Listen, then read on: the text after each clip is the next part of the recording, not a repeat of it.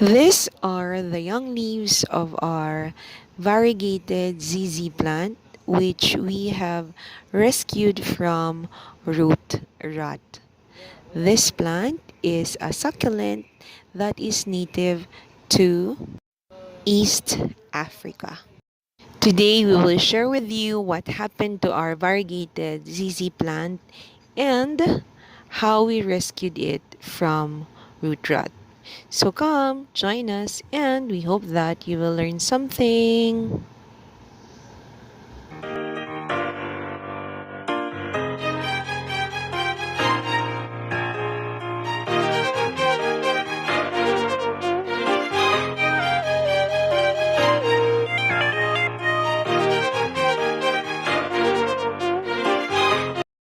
Sameucolca samifolia or CC plant is considered a lucky plant and is one of the more common ornamental plants around the world. It is generally a hardy plant. However, occasionally you will experience some issues with this plant like root rot. A symptom of root rot is the yellowing of the leaves, like what happened to our ZZ plant. This is a variegated ZZ plant that experienced root rot. What I did is to put it in a vase with water to allow the plant to develop some roots. After 15 days, the entire leaf system dried out. And what is good is there is some signs of growth in the bottom part of the plant. At this point, I removed the plant from the water and I placed it in a pot with fresh rice hull, the same pot where another ZZ plant is growing. This plant gets watered on a regular basis along with the other plant. And after almost 4 months, the growth has grown bigger.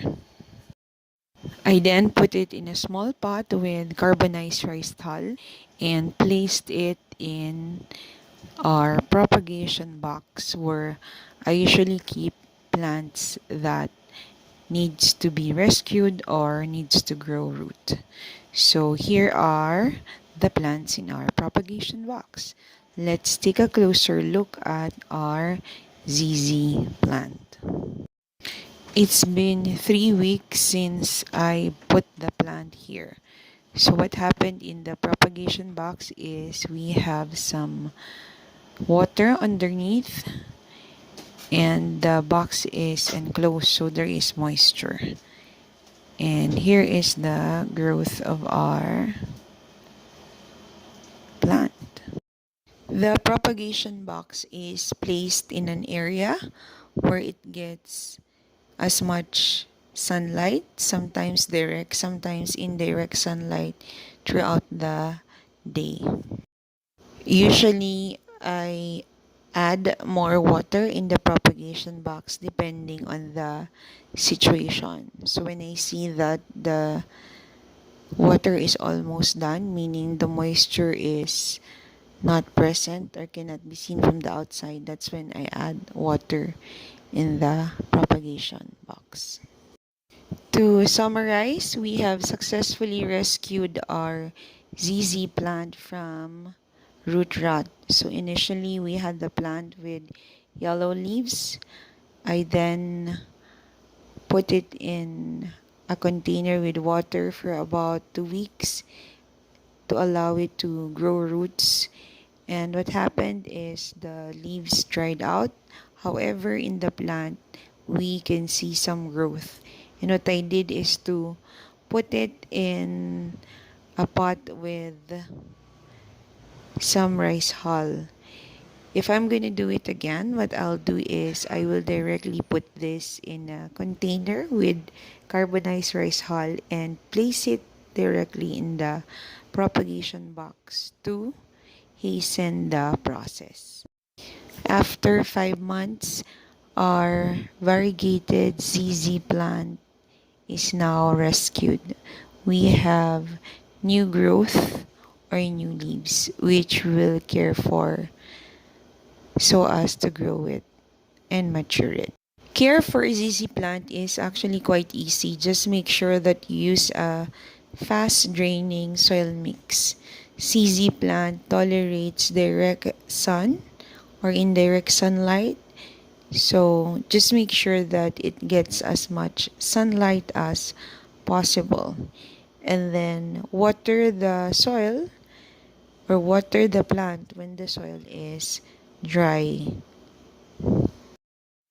ZZ plant belong to the Araceae family, which is the same family that the Caladium belongs to. So the flowers of this family are quite similar. This is a Caladium flower. ZZ plant is also the same family as Piscini. So there is some similarity in terms of the flower of the plants. That's it. We hope that you enjoyed this video and you learned something. For more plant videos and tips on specific plants, check out our channel and we invite you to subscribe as well. This is Mommy G saying stay safe, stay healthy, and we hope to see you in our next video. Bye for now.